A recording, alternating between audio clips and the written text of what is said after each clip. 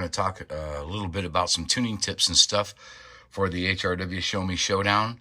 A lot of people have been asking some questions, a lot of interest. I'm really excited about that. So I thought I'd cover a couple of things, hopefully answer a few more questions.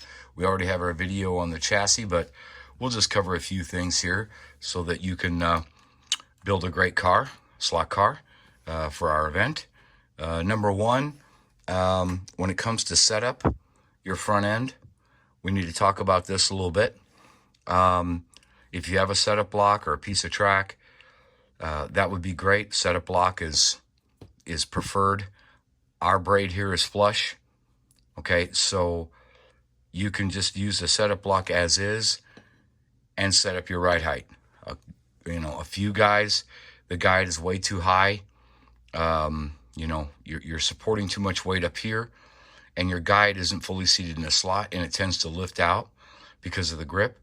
So let's get that guide put down there, flush like this, as you can see.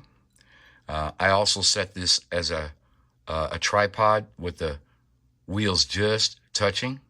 Okay, so that seems always to be the best setup here on our oval, with a very, very slight banking in the corners, just touching. So it's kind of the perfect tripod, I guess.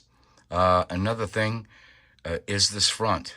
Your front tires, let's true those, because if you're going to let them touch or support weight, if they're not trued and not around, you're just going to get some chatter. It's going to lift out, especially in the corners. So if you want to support the front with the tires a little bit, you have to make sure you true those, not just the rears, but the fronts as well. This is critical. Now, there are some people that, their times just aren't where they want them to be.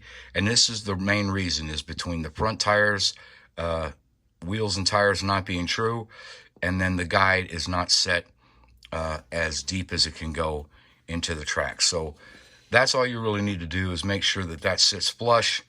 Your braids are touching, and you have the max depth there. And then, like I said, just barely touching right there is kind of the hot setup here. So that's part one on just the setup. Now we're going to get to some of the parts.